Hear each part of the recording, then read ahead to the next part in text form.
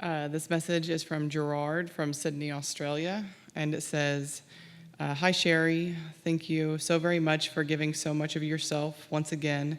Your message is a message of great hope. However, the current state of the world seems to be getting worse rather than better. Do you have any sense as to whether Gaia and humans are still on a path to transcendence or not? Okay, thank you. What was his name, Gerald? Gerard.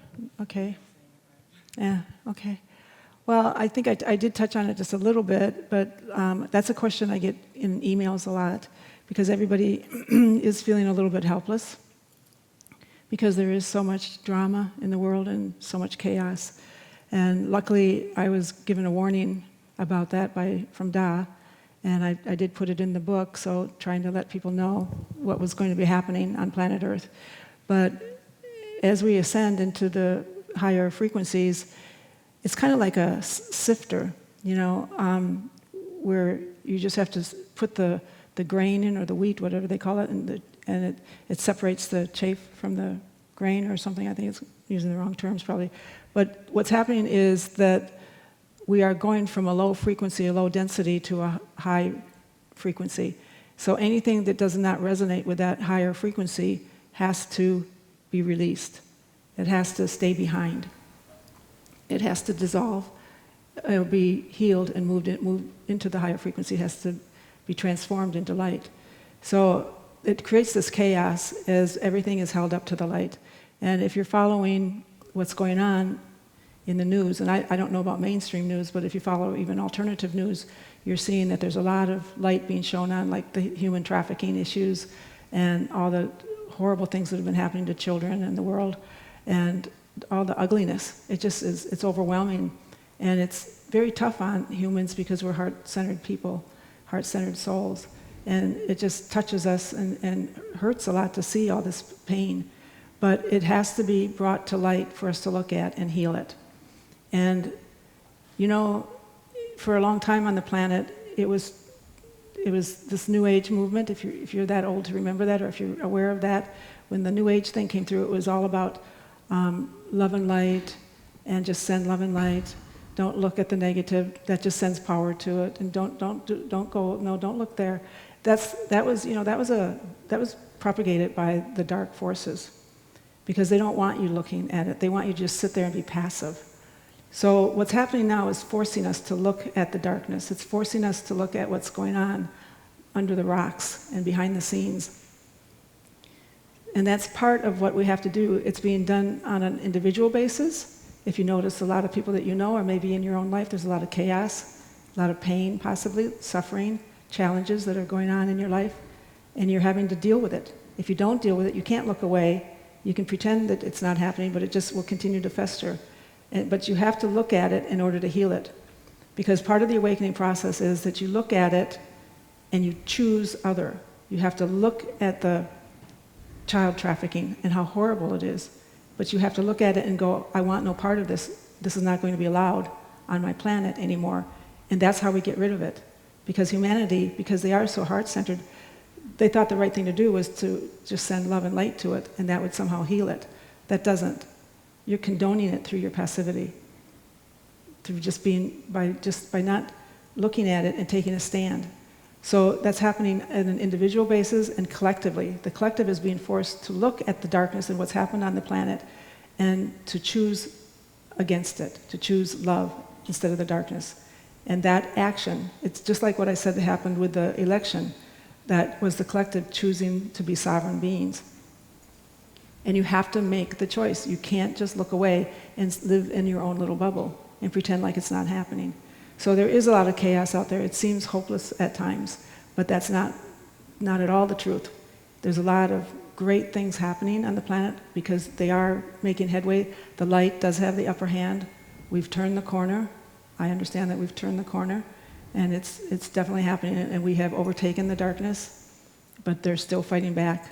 Back in 2011, November 2011, I was driving to my home with my friend, and a big ship came up the valley and picked me up. I had known they were coming for me because there was this big meeting They kept telling me there's a big meeting on the ship. We're going to be coming to get you, and I was really excited. And I got my hopes up. It was November of 2011. Honestly, I thought they were coming to get me, and I was going to be done here.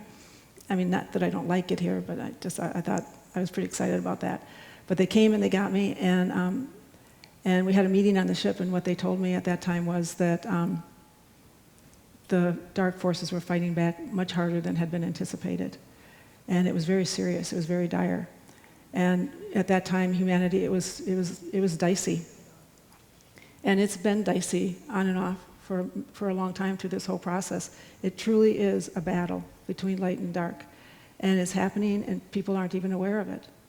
But it's going on. But we've turned the corner. In all honesty, we've turned the corner just not that long ago. And we're going to make it. But those who are awakening and whose frequency is high will go with the planet into the fifth dimension. Those who choose to stay in third dimension, that's fine too. Whatever frequency you're at, it's fine. Everybody's path, it's perfect for you. So a lot of people worry if they're going to wake up, if they're going to make it or not.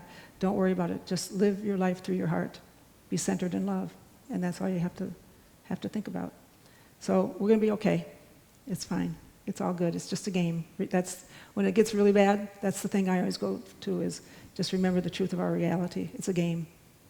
So, long answer, but I get tons of emails like that, so I wanted to give an in-depth answer and try to address all facets. Okay? This is a question for Sherry, too. I was wondering about when did you realize that you were a volunteer as opposed to just one of the regular Abductee? people? Oh, I don't know, just everybody else. normal? Yeah, normal. Yeah. Okay, normal, yeah. Yeah. That was always my dream, was to be normal. I always wanted to be normal. But no, I knew all along I wasn't normal. I knew that from the time I was a little girl. But I didn't know why I was different.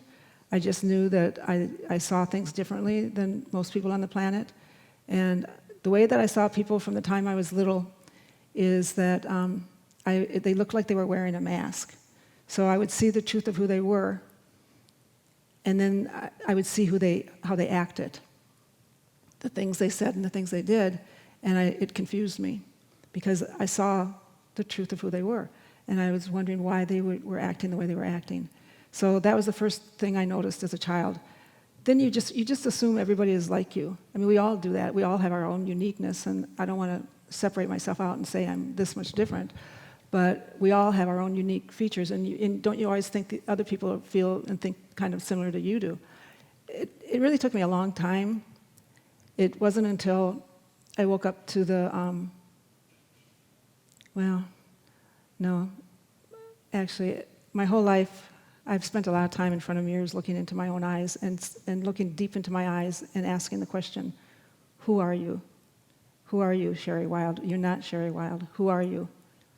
Who are you? And I would look deep into my eyes from the time I was a little girl. And I don't know if you all have done that. I mean, I don't know what's normal and what's not. So it wasn't, I think, until after I found out that I was labeled an abductee, and that explained a lot of the weirdness in my life because I knew I had a parallel life running alongside this one, as I talked about in my lecture. Ma'am, when did you realize that you were abducted? That I'd been abducted? Yeah. I knew it when I was 8 or 9 years old, and they took me up on the ship and showed me the planet being destroyed. But I didn't recall that consciously. That was kept in an area. I knew it, but I never talked about it, and I didn't think about it. It just was there. So back then in 1987, when the UFO Center came and investigated me, when we had the UFO flap in my community, and they investigated me, and they brought to surface the memories of all my abductions, what we called abductions then. That's when it drove home the point, and it started to dawn on me that that's why I had this weird parallel life, because I had lots and lots of memories from things I had participated in and things I had done and lived through that were not part of this reality. And so I knew something weird was going on with me, but I didn't really. It kind of came slowly, which it needed to come slowly. I was frustrated As soon as I learned I was an abductee and had this life running alongside my human life, I was frustrated. I wanted to know it all, and I demand it to be. I told Da, I said, I demand to know all of it. It's my life, and I have a right to know and understand. And he said, you'll know when the time is right. And I had this guy come up to me randomly that I didn't know, and he said, my, you have a lot going on, don't you, in your life? And I said, yeah, I think so. And he said, don't worry, all will be revealed to you. It's like the layers of an onion being peeled off. And he said, as you can handle it, you'll know.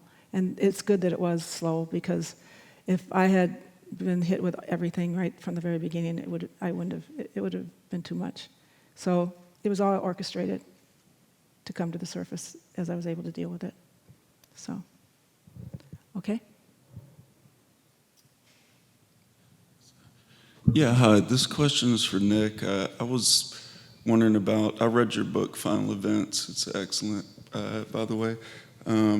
So we've heard Lou Elizondo from ATIP talk about the religious fundamentalist group and the government trying to block his efforts to get the reality out, I guess. How prevalent do you think that group is? How organized or influential might they be? Okay.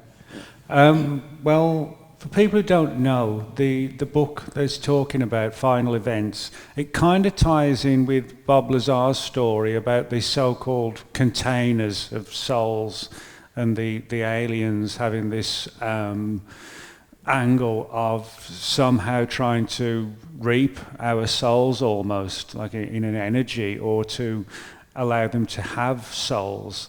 And so it's a very strange story, but when I looked further into the Bob Lazar story, I was able to speak to a number of retired military people, and also a guy named Ray Boucher. And Ray has an interesting background. He's a former state director for MUFON in Nebraska, and he's also a priest.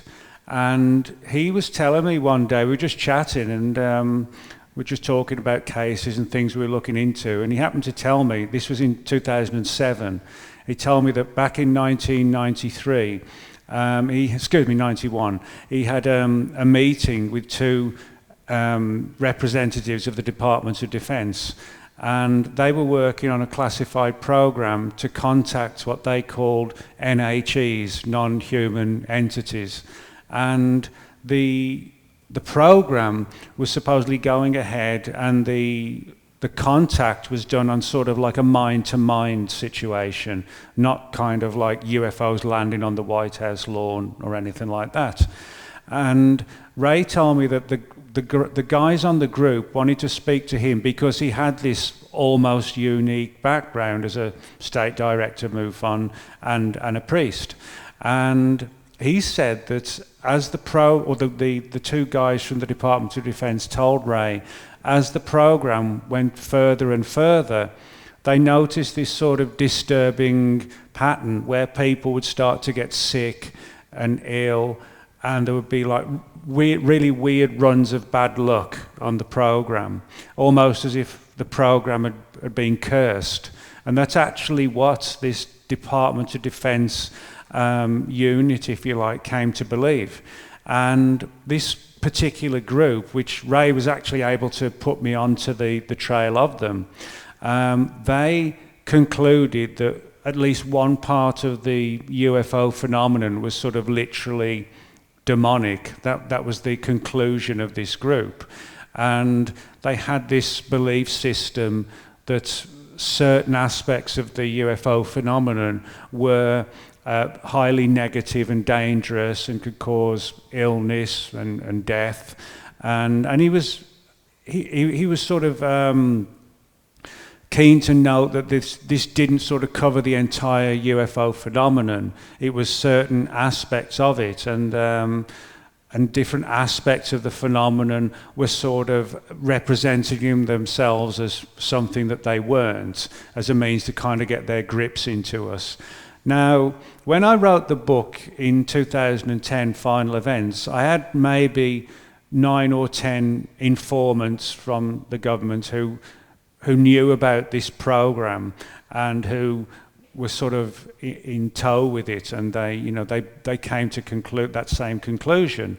And a lot of people said, well, Nick, it's an interesting story, but where are all the other sources? Is anybody else going to come forward?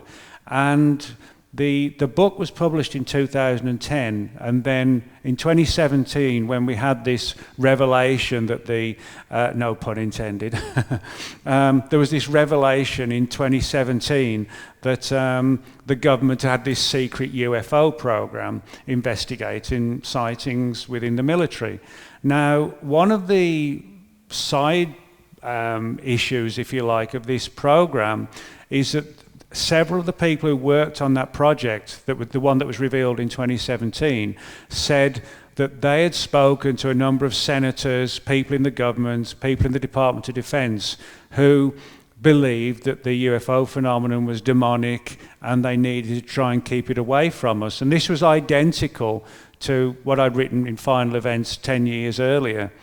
And it's clear that the people that group was talking about, the one that was exposed in 2017, it's clear that their belief systems were exactly what I'd been told back in 2010. So that was an important issue because it did provide some further additional corroboration.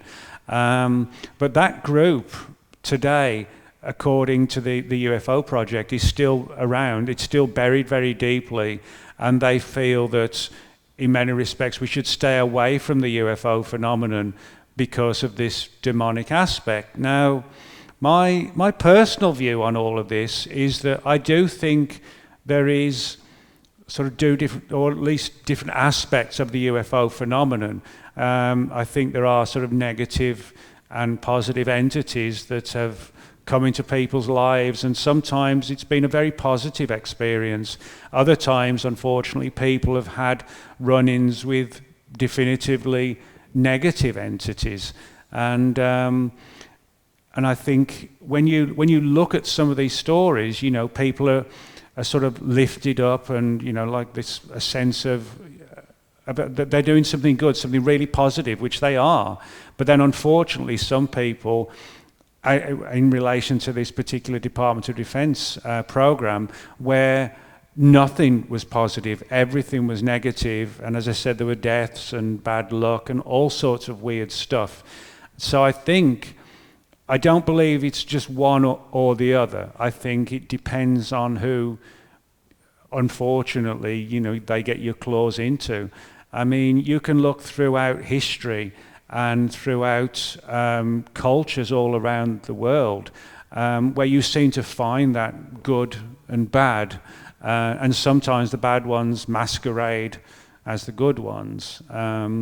You can look, for example, into the history of like shape-shifting creatures, which will take on like a benevolent appearance when they're actually anything but. Then you've got things like the Middle Eastern jinn, again, which is like a shape-shifting, very dangerous creature as well, and it's where the term genie comes from today. We've kind of dumbed it down, to sort of like I Dream of Jeannie, that sort of thing. But the actual term is jinn, and the jinn are sort of a very dangerous ancient entity, or they can be dangerous. So back to the sort of heart of the question. There's more corroboration coming through now of this group, and more corroboration that within government, more and more people are coming forward believing or concluding that there is this dangerous, almost like an ancient religious demonic side to it all. But how you would kind of reconcile that with nuts and bolts UFOs, it's difficult to say. So I think it sort of shows that the UFO subject has different facets and possibly different origins. It may not just be one thing. So. I have this question for Scott, and this has been several years now since you and I sat together, and I had a question for you. It was specifically about what do you understand or know about the constant connections you hear about Bigfoot and UFOs? And so I was wondering if now, after all these years, if you're understanding of that has changed over the years, and what you know about the connection between Bigfoot and UFOs. Like I say, what Michelle and Nick over here is talking about is so much of it rings a bell. Not that we have specific evidence for it, but for instance, when Nick talks about shapeshifters, so many people, and in fact, many Native American nations believe that Sasquatch is a shapeshifter. Now, is that coincidence? We don't know. But I guess I could tell you that when I first began with Ron, that the Bigfoot community, by far, the majority of the Bigfoot community believed that Sasquatch was just our big forest brother. And we just didn't really understand it, but they were nature creatures, and they just, they didn't harm. There was a big thing at the time is, well, we don't know of any time that a Sasquatch has ever killed a human being. Well, yes, we do. One of the most important stories was written by Teddy Roosevelt. And so much has happened since we first began, and like I said earlier, that me and Ron finally had to come to the decision that we weren't going to lie about it anymore, lie through evasion of the questions, and we just had to come forward and start telling some of the weirdness that happens, not just to us, but to other people in the community. And now there seems to be a new phenomenon. And when you're talking about collecting souls, I don't think we're talking about going a step very far from what we think might be going on now. And that is the disappearances of dozens and dozens of Americans over the years. And these are people that disappear without anything left behind. We have hunters that disappear with all of their camping gear, all of their guns, and there's absolutely no sign of them. So part of the argument is, why would Sasquatch do this? Well, ask a Native American. Native Americans have always said, first, they scare their own children with the story of Sasquatch, saying that the Sasquatch will come and get you, put you in the basket and take you and eat you. And they've always said this. By the way, there are over 600 Native American languages in North America, and every single one of them has a different name for Sasquatch. That in itself is linguistic evidence for the existence of the creature. So I guess when I first started, and we first started going up on that mountain, I personally had not experienced anything paranormal, so I was very open and didn't even think about it. Well, sitting up at the camp for a week or two, there's a lot of downtime, so Ron and I talk. And I've learned so much of his experiences up there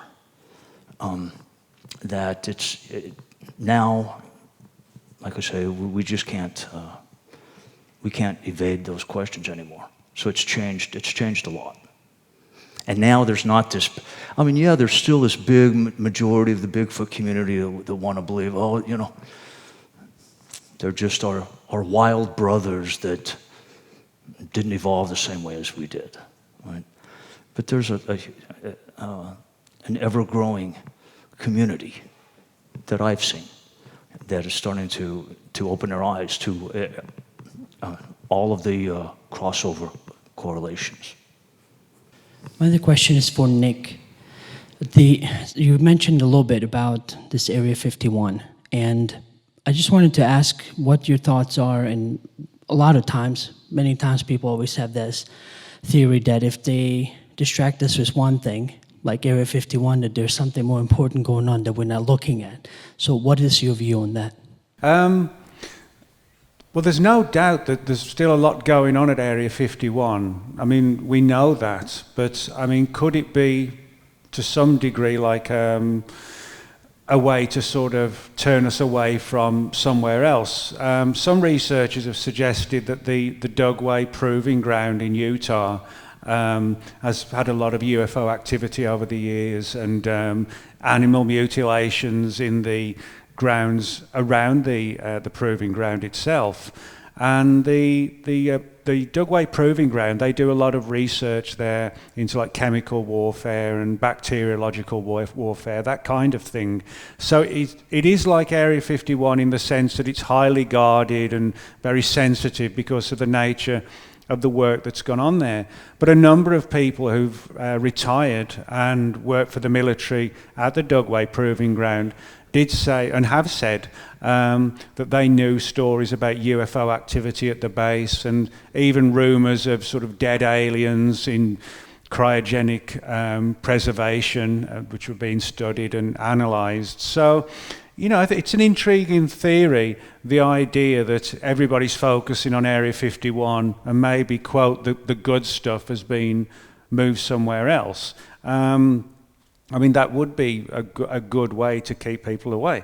But I still think, you know, because we know Area 51 is still heavily guarded, very well maintained, and parts are still being added to it. We know that from overflights from satellites. So you know, maybe some of really sensitive stuff has been moved from Area 51, but I still think it's very much an active installation. So this next question is for Sherry.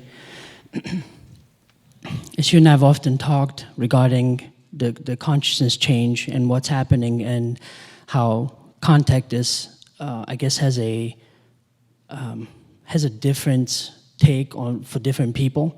What I'm trying to ask you is basically, as we all know, as your consciousness changes, as more and more things are kind of progressing, especially when it comes to contact, it takes a while to get used to contact itself, to understand who they are, where they're from, why they're here, and that their existence is also similar to ours, but yet nothing like ours at all. And so I just wanted to ask, how do you see maybe this shift happening for the wider variety of people? Of course, everyone has a choice, but I mean, I know what I had to go through emotionally, and whichever way to get kind of let this idea sink in. What kind of effects do you possibly see that happening on a wider scale on the larger population? So, in other words, you're asking how is the awakening going? How is the awakening going to come into play? How does that play into contact, or how? Correct. Well, for example, during my experiences, I needed 5 years in the woods to just basically get my sanity back. Something like that on a wider scale is going to throw off society. Right. How do you see it from your point of view, this happening? Okay. Yeah. Definitely. It's going to be interesting, because as people awaken, the way that the way that you awaken on this planet is usually through suffering. Unfortunately, that's just the way that the game is set up. You very seldom will see a person who is living what the Course in Miracles calls a happy dream. If you're living a happy dream and you've got success and good health, perfect relationship, great job, money, your life is really great. Why are you going to look within for answers? Why are you going to seek for answers? Your life is flowing along very nicely, and I know what it's like to have a good life. I was spiritually inclined somewhat, but you don't usually go in search of answers. So that's the first stage in the awakening process that's happening individually and collectively, is that you usually are brought to your knees by suffering.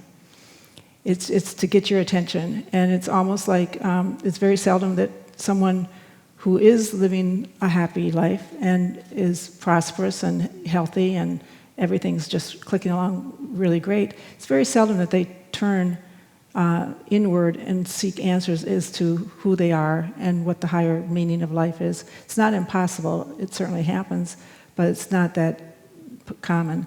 So back in 2009, my guys came to me one night and said to me, they told me a bunch of stuff, but one of the things they told me was that every soul on the planet was asked, did they want to ascend with the planet, or were they going to just stay at the frequency they're at and just keep moving along that line? Because every soul was given the option of, if they wanted to wake up, they were being informed that the time was now. If they wanted to move out of 3D, the time was now.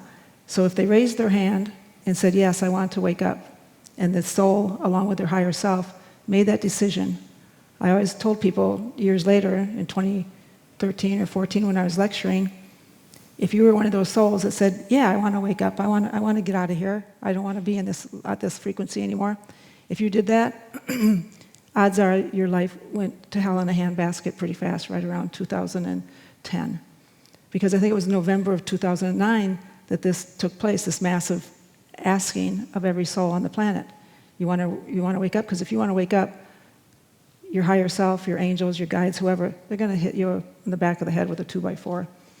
And you're going to get hit with job loss, health problems, relationship issues, financial problems, whatever. And it's just going to seem like all of a sudden your world is coming unraveled. That is to trigger in you the question, who am I? What's this all about? And most of the time it takes you being down on the floor, cursing God, and saying, what the hell did I ever do to deserve this? Why is my life like this? What's happening? Why am I suffering? I didn't come here. My life should not be about suffering. But it causes you to surrender. And back in the day, we're actually kind of moving past that, but back in the day, surrender was the answer to it, because you have to give up making the decisions yourself. Because like I said in my talk, if you're making new decisions for yourself, that means that your ego, your lower self, your lower mind is making the decision. And it's going to frantically try to figure everything out and try to fix everything and get back into the happy life again. But if you're in a happy life, the odds are you're not going to wake up, and it means you're not going to ascend. So you have to be thrust into this kind of hellish life, actually. It generally goes that way. It's not always, and it's not a blueprint for everyone, but in general, that is how it goes. Now, I certainly know some people who are living some pretty, decent lives, and they are waking up. They're not suffering that much, but they're very aware. So it doesn't have to be that difficult. Sometimes everybody has their own threshold of what they can deal with and what forces them to ask the question, who am I? And where did I come from and where am I going? And just asking those bigger questions. Most people are too distracted. You're dealing, and that's what sickness does to you, and financial problems. It does. It causes you to scramble and try to figure out the cure, try to figure out the fix, until you realize you can't. And at the end of your crying out to God and saying, why me and why is this happening? Finally, you get the answer, and it is that you need to look to the higher power, and you need to surrender, and you have to know that you can't do this on your own, and that you have to allow your higher self to take you by the hand, God to take you by the hand, whatever you want to call it, and you have to allow yourself to be brought back to the truth of who you are, and you find that when you look within. So that's the way I see it going on the planet, on an individual basis, but it plays out, like I said, everything that you do collectively or individually plays out collectively. So when you start on the awakening process, you go through what's called the dark night of the soul. If you're familiar with that, dark night of the soul is not a fun time. Don't wish it on anyone, and yet it's a necessary part of the awakening process. You won't wake up without going through the dark night of the soul. It's a very dark, lonely place to go and be, but that's part of the process. The collective is going through the dark night of the soul right now. That's the way I see it. I'm looking out there at the world and what society is dealing with, and not just in the United States, but everywhere. And it is the dark night of the soul. It's not making any sense. You can't figure it out. You're not meant to figure it out. You're meant to just surrender and just be who you came here to be, who we've forgotten. We've forgotten who we are. And so it is to force you back to the basics, to remembering. Because this is all about remembering. Awakening is the same as remembering. Humans on planet Earth already know that they're divine beings. They just have forgotten it. So the awakening is just remembering who you are. And that's what's happening. And that's what's happening in society now. So I don't know. I hope that answers the question somewhat. That was my take on it. Okay?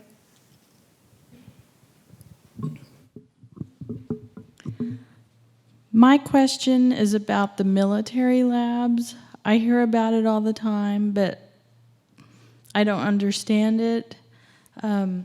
Sherry, you might want to touch on this, and Nick, this might be more directed for you.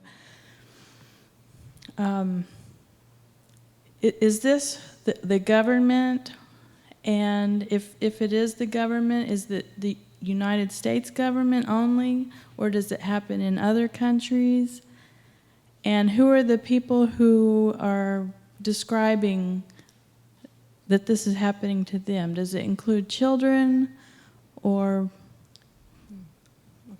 Okay. Thanks. So the MIL labs, military abductions, and just the whole experimentation that's been done on humanity by our military. I'm not sure at all what Nick thinks about it, but I certainly have an opinion. Not much I don't have an opinion about. But for myself, I've had experience with MIL labs. I've had the military come in the guise of being ETs. I've had them terrorize my family and my dog and me. I've had them do nasty things. My guys, the ETs that I work with, actually did what they could to protect me and keep me safe from them. The ETs, as I said, the ETs that I work with, the three groups are all benevolent. I've worked with them my whole life. And I know that there are those that will fool you, and I've had those too. But probably the scariest to me is the military. I guess it's being called the military-industrial complex now. Whatever you want to call it. To me, they were the most heartless and evil. So it's my opinion that there is a faction of the military, or at least there was, and probably still is, a faction of the military that is separated out and is possibly, most likely, almost certainly working with ETs of a dark nature. And even demonic, definitely what Nick was talking about, demonic forces are absolutely a part of our reality in this world. The planet has been under the control of darkness, and that is what we would call demonic. And I've experienced it firsthand, and it's energy, just like we are energy, manifesting as bodies and having these experiences, but what we really are is energy. So I've been hit with demonic type dark energy, and that it happens on that level. It happens on an energetic level, and there's interference. There's constant interference in my life of a low frequency, demonic type nature. And it's been really, really difficult. I have people assigned to me that are overseeing me and trying to keep me protected and safe. It's been a job to keep me alive, to tell you the truth. I don't know that I'm that important to the whole thing of disclosure, but for some reason, they want me here because I opted out. I asked for an exit, and I was granted an exit, and I was supposed to leave in September of 2016. You've probably maybe heard that story because my quality of life was so bad after the attack on me. And they told me I could leave, but they reminded me of my mission. And they asked me to look at that again and to reconsider staying. And they came hard at me and really wanted me to stay.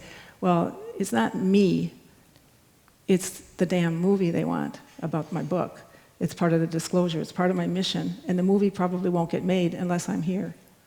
So I have to stay around to try to keep that movie going because it's very important to them for the movie to come out. So I have these forces that are or they're not after me, I'm not paranoid. It's just part of the game. And that's why I have to constantly remind myself. Otherwise, you could get paranoid. I could be terrified living in my house after what I've experienced there. But I choose not to allow them to have that much power over me. But there are people who literally are tuned into me that will call me, and they're like, you don't know me, but I'm one of the people who's protecting you. I've been assigned to watch over you, and do you know you're under attack? And I'll be like, oh shit, yeah, I'm under attack.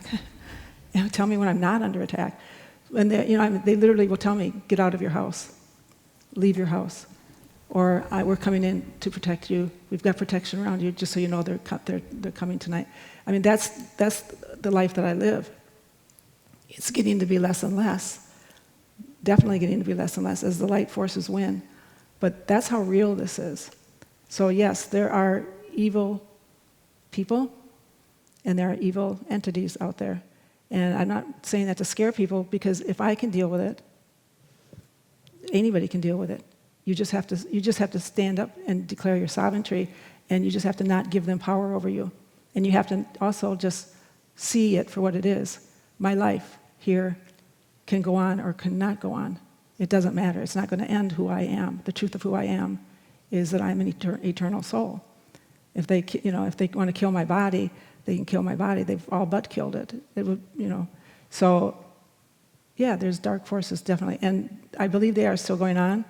But you always have the right. See, and this is the point I want to make in particular, because there are children, there are those that are being targeted. You always have the right to declare your sovereignty and to say no. Now, they many times will ignore that, but you stand there firm, and they can't take control of you as long as you stand up for yourself and be a sovereign being. They can do things, definitely, but it's incumbent upon all of us to stay strong in the truth of who we are. That's the only way we're going to overcome this darkness that's been so prevalent on the planet.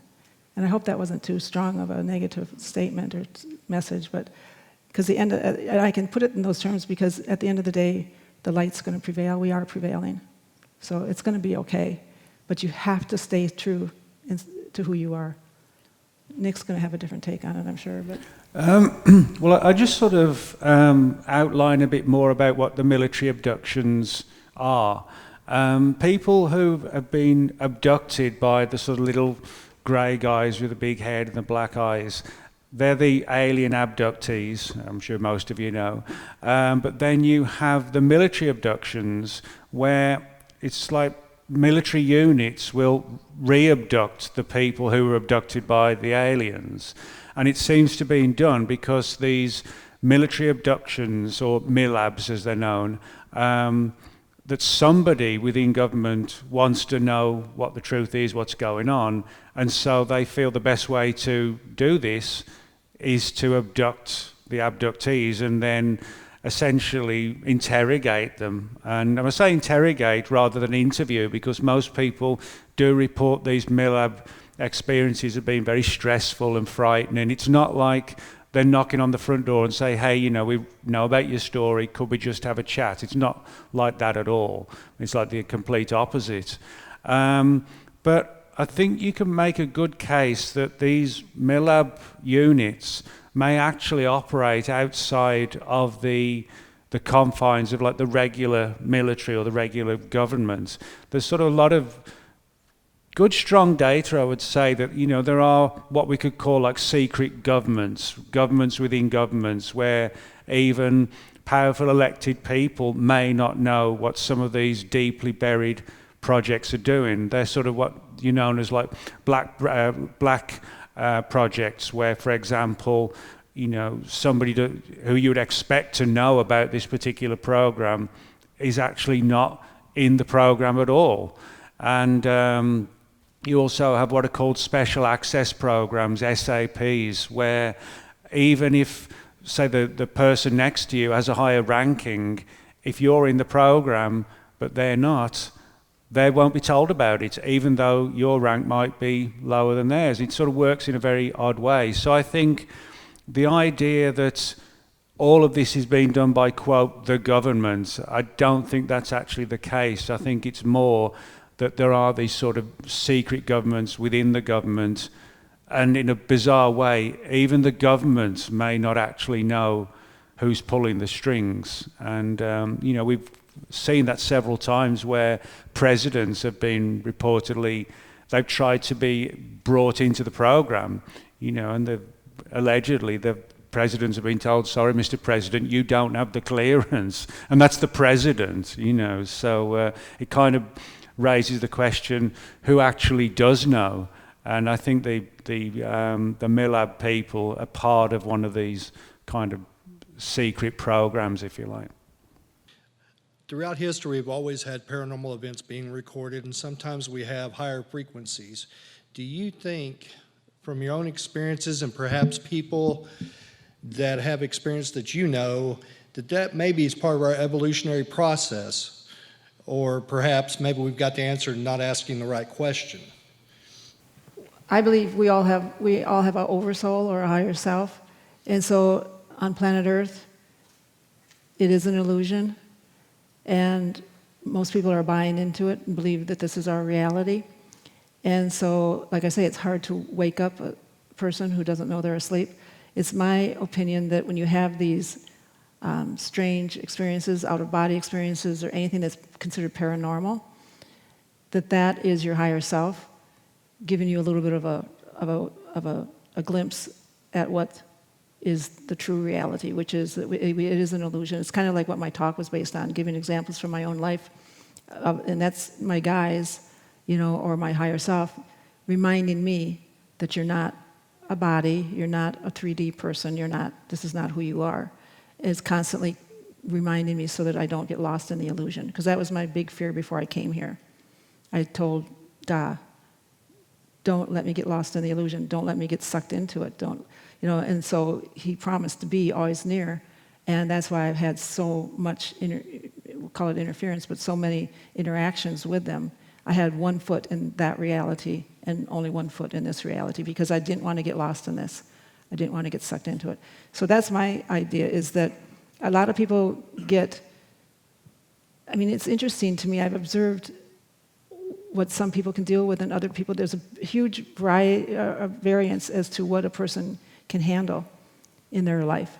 Some people can handle seeing a Bigfoot, you know, all of a sudden, or seeing an ET peek in the window, or wake up and have them standing by your bed, and it certainly changes your perspective of life. It shocks you out of the illusion, for sure. But not everybody can take that big of a shock. So instead, they get something like maybe something mild, like maybe they get a visit from their grandmother who died or something, you know, something. But I think everybody gets whatever they need to kind of trigger in them, so that they look beyond the normal. That's what I think that those paranormal experiences are meant to be. They're supposed to be little wake-up calls. That's how I look at it. But Evolution's a little bit beyond my purview, but there's you know, the Bigfoot community is broken up into many different parts, different theories as to what's going on. And there's, again, an ever-growing community that is talking about the Sasquatch is here to teach us something. And there are others who say, hey, they are here to, I've heard this many times, exactly what you're saying, that they, from Sasquatch people, that they are here to help us through some kind of evolutionary step or process. Other than that, you know, pretty much beyond my purview. Anybody who gets involved in these kind of phenomena, you do find your mind altered and changed and your perceptions changed. And whether you want it to happen or not, it's almost as if somebody said, oh yeah, we'll pick that person today, that kind of thing. And I think what a lot of it comes down to is whether you accept and you go with the phenomena or whatever the teaching is. Like I mentioned at the start of my lecture earlier that, you know, for all the writing I've done on UFOs and things like that, I've never seen a UFO. But I do get a lot of synchronicities, and I never ignore synchronicities because I think they're an important part of life. And I think if you do ignore them, they just go on to someone else. And so, and I've had some like really, really weird synchronicities, which do let me believe and conclude that there is something out there that sort of has the ability to manipulate us. And I don't mean manipulate in a sinister way. I mean in a way that we may just not understand there's an outside force doing this. But I think there's enough data when it comes to things like synchronicities that it does open your mind to another realm of existence, and also it points out that there are otherworldly entities, whether aliens or multi-dimensional things, which are willing to put out like a feeler out towards you. And if you take it, then I think, from my perspective, it's always been a positive thing. If you choose not to go with it, maybe it's just not your time to take it on. But I would always say to people, if you're getting into these subjects, then dig into them, don't turn away, just look what you can find and look what maybe you're being taught, even if you're not fully aware of it, because from my perspective, I can only say that it's always ended in a positive fashion. And maybe your mindset has a bearing on that. If you go into things like this, synchronicities, and your mind's negative all the time, maybe you're going to get the worst synchronicity on the planet, you know. So I think part of it is based around your own perception of how you're going to deal with things like this. I might add one thing to what you said. You used the word synchronicity. This is, in my life, the stuff that me and Ron have done, and in other ways, that we don't, and we talk about it. We don't believe in coincidence anymore. To us, there's no such thing anymore. It's synchronous.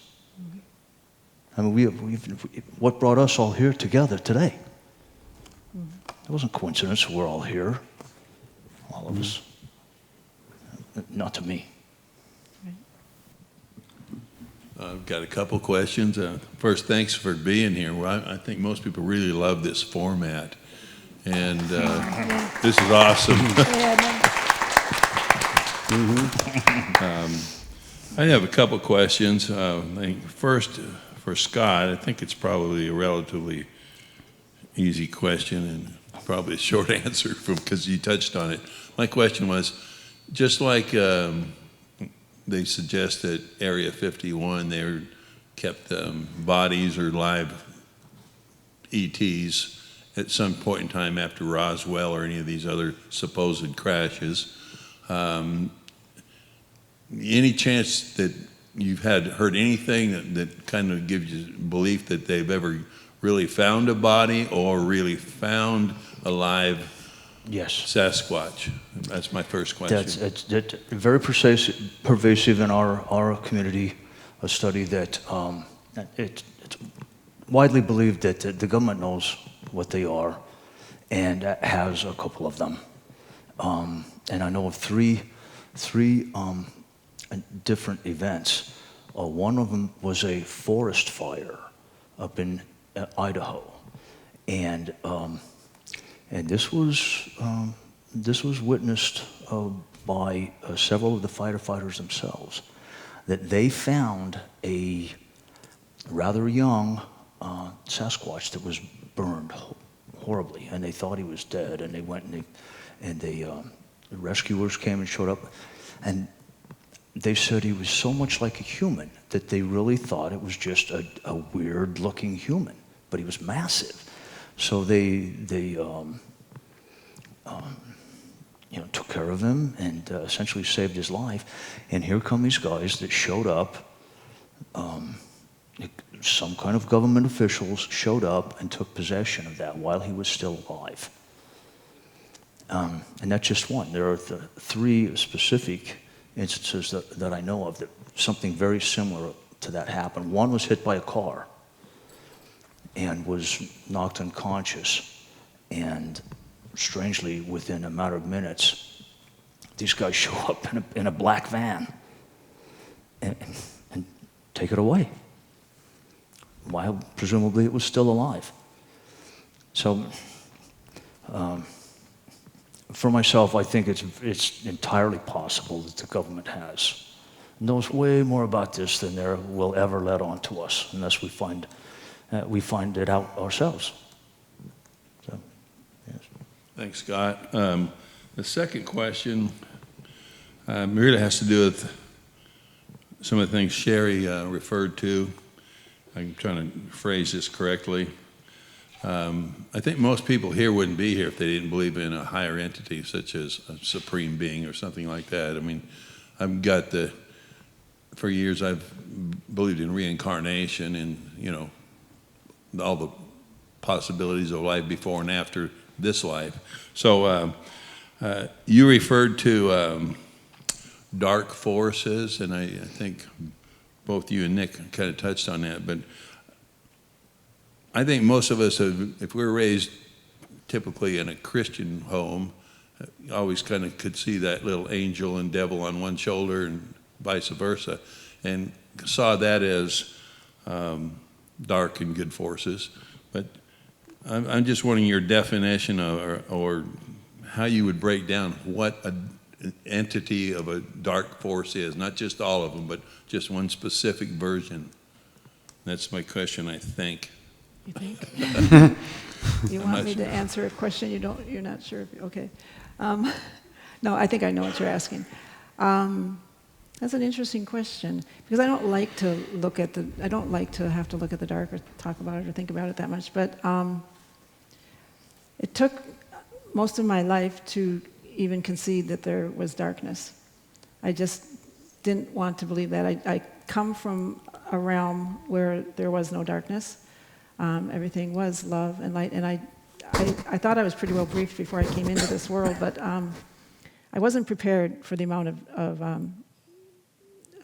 evil that exists on this planet, and it took a lot. It took them attacking me and trying to kill me for me to finally admit that yes, I guess there could be some darkness here. So what I would define as darkness is anything that is not of love.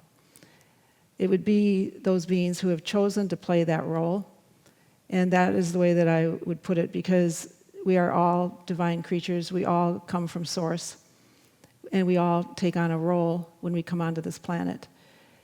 The planet is a planet of duality. It was created that way. It was structured that way so that you could experience something other than love and light. If you're going to experience something other than love and light, somebody has to play the part of the dark. They have to play the part of those that are going to be contrary to the love and the light that they are and that you are. So those who we see right now out there playing that part in this world are actually, in my opinion, they're souls that have made, I think, a sacrifice of some sort, possibly, to take on that lower frequency in order to play the part, in order for us to have that contrast. Because we could not have the contrast of love and light against the darkness and evil if there was not someone playing that part. Now, I also know that those who have fallen too far into darkness, you can fall so far into it that your light, the divine light that's within you, can be all but extinguished. And it can grow very dim. And for those that happens to, if they don't find their way back to the light, if they don't have their own awakening somehow, their soul will go back to Source to be recalibrated. And they will come back out as a new entity, instead of continuing on their journey as a soul. But to me, darkness is just simply the absence of light, the absence of love. And it is nothing to fear. There's nothing to be afraid of when we talk about the dark or the evil, because the light will always prevail over it. And the evil is there to remind us of who we are, so that we can look within, face our own fears, because that's all that it is a projection of our own fears. And we need to just confront it and choose the light every time. Remember the truth of who you are, that you're an eternal soul, that you are one with your Creator, you are the Creator. And you don't have to choose having that experience. So it's there, and but there's nothing really to fear in it. Does that kind of answer the question that you weren't sure if you were asking? Okay. Okay. Yeah. Okay. I want to make sure I understand you, Scott. I don't know anything about Teddy Roosevelt's story. The Teddy Roosevelt. So I want to hear a little about that. And I don't know why, but I kind of feel like maybe that I'm getting the impression that that you feel that the Sasquatch maybe they're not benevolent, they're not these friendly things that we think they are, you know? Personally, I kind of think that the Sasquatch is so much like us that I think there would be bad ones and good ones. Okay. The same as we got in humans. There's a lot of stuff, a lot of witness reports out there that you could only look at and say, that's bad. That happened was bad, and evil, if you will. But more and more, there are more things coming out about the possibility that they're not this benevolent, brother-like creature. Mm-hmm. With Teddy Roosevelt, he wrote about it in one of his first books when he was still writing about his adventures out west. And there were two trappers that were, I can't remember exactly where it is. I think it's northwest somewhere. But they had been frightened for several nights, the same way that Ron and the hunters up there in the Sierras were.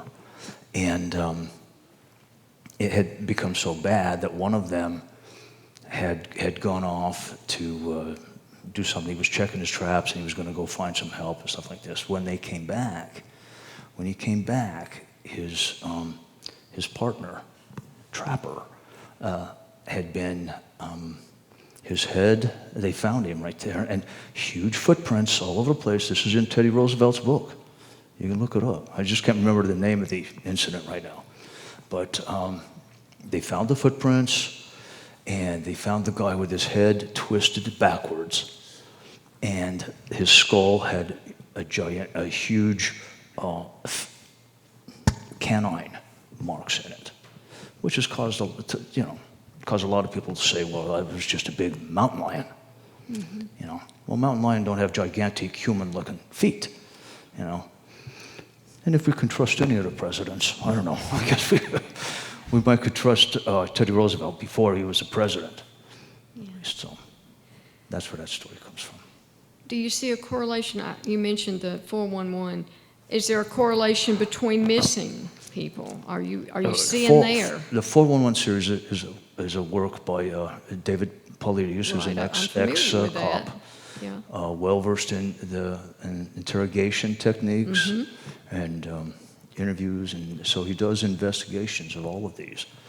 And here's the thing about, and there's so many of them. Mm-hmm. It's the volume of work. He's 8-9 books now, thick ones. It's so many. And it's just one episode after another of people that disappear, often from national parks. Yes, what I was going to say. And they disappear without any evidence whatsoever. Now, if you and we speculate about this, me and Ron and Dave, why would a Sasquatch do this? It's been speculated. Are they helping the aliens abduct people? You can't help but speculate that with the evidence that's out there, right? Now, we don't think they're not disappearances where, a big gorilla type thing just wants to eat a human being and leave half of it there. When they're gone with all evidence. So in speculating about it, you have to put yourself in a Sasquatch, position. If you're going to kill a human being or abduct one, you wouldn't leave any evidence. Because when you leave evidence, what does that do? It attracts more people. And that's the last thing a Sasquatch wants. If their sole ability for survival is the avoidance of humans, you wouldn't do something that would cause hundreds of humans to show up. And Nick, for you, you know, there was a way. Go ahead. I'm sorry. Let me add this, that the missing 411 phenomena, they've been very careful not to, and they've never, in any of them, have they ever mentioned the word Sasquatch. They're laid out, the investigation laid out with all of the evidence, exactly what happened to this guy, where did he disappear. And many of these, where children disappear, they disappear from here to that table, from their parents. Or their parents might look one direction and come, and they're gone. And it's not always, in heavily forested area. As often it's out in plain field, clearings, things like this, and they're just gone. And they never tried to tie that to UFO either. And they've again, they've been very careful about simply laying out the evidence. Right.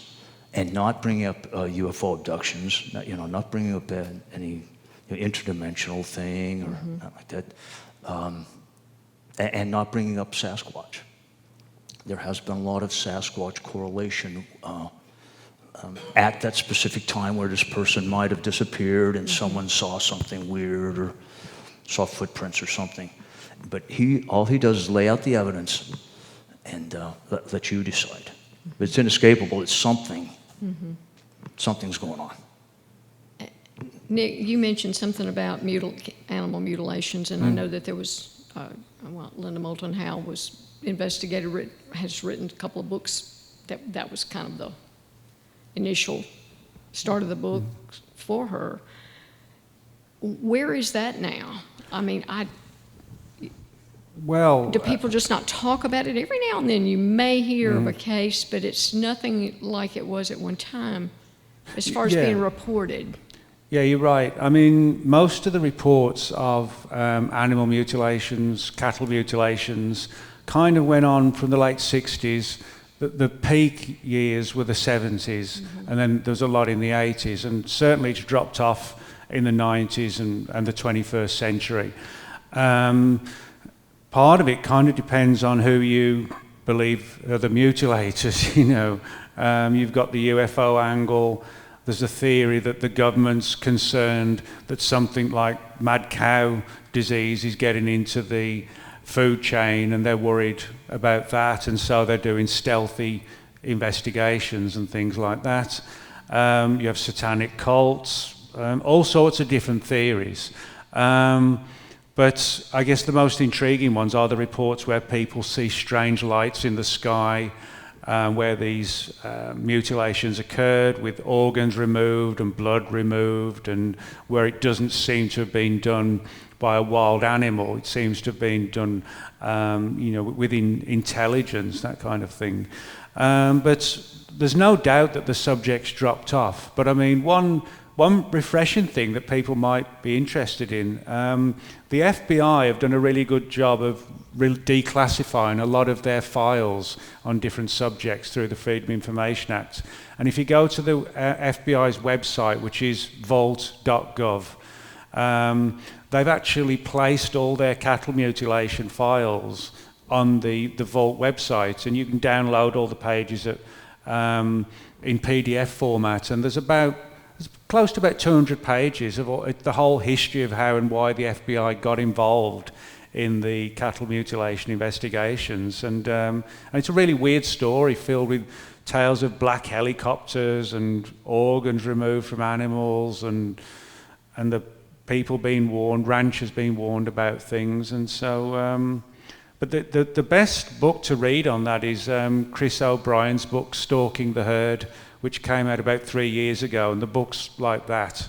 And if you want sort of a really good overview of the subject, Chris' book is the best one to get. Yeah. Thank you. So I have a comment and a question for Nick. My comment is that when we look at the scientific progress that humanity has made over the last 60, 70 years after the Second World War, we see a tremendous explosion of scientific discoveries and progress that is so mind-boggling. So I grew up in Pakistan. So the U-2 spy planes were flying out of Pakistan from the Peshawar Air Base in the 1950s. And then we see the movies of the Second World War warplanes, and they are like, you know, those propellers, and they have their wheels hanging out, and all of a sudden we have this U-2 spy plane. So my question is that, do you think that the government and the military has actually been learning from the alien aircraft, and that is what is actually leading to all the mind-boggling scientific progress that we have made over the last 50 years with all these technologies and stuff? Well, I think you can make a case that when you look into some UFO incidents where, for example, there's clearly a demonstration of like high-tech technology, like UFOs traveling at incredible speeds and then coming literally to a complete stop in the sky. Now, of course, you know, if you're on an aircraft and the plane's flying at 600 miles an hour and it suddenly stopped, you know, or turned like that, you'd be killed by the G-forces. And so there is evidence of high technology in use.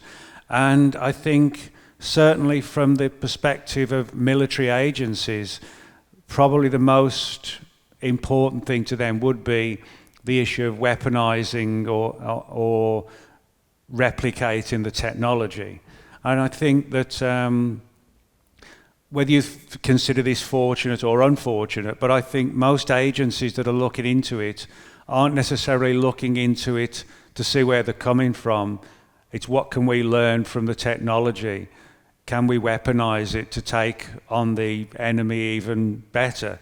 You know, and that's, I guess that says a lot about us, the human race, you know, that maybe that for military agencies sometimes, you know, that it's a situation where you're looking at priorities, not necessarily, oh, we need to know which world they're from or what their history is. That may not actually be the focus on many of these agencies. It might just be, well, how is this craft able to perform these particular maneuvers? How is it that they can affect, you know, other aircraft? For example, the stories where pilots have been chasing UFOs and the pilots have suddenly lost all their power and they've literally had to have like an emergency parachute because otherwise, you know, they just plummet to the ground. So I think a lot of the concerns and the research is based around the science and the technology and what we can learn from it. There's a very controversial book called The Day After Roswell, written by Philip Corso, which I don't really personally buy into the story, but it's, you know, he does have a lot of followers, or he did. He died a few years back. But he claimed that he worked on back engineering the technology supposedly found at Roswell.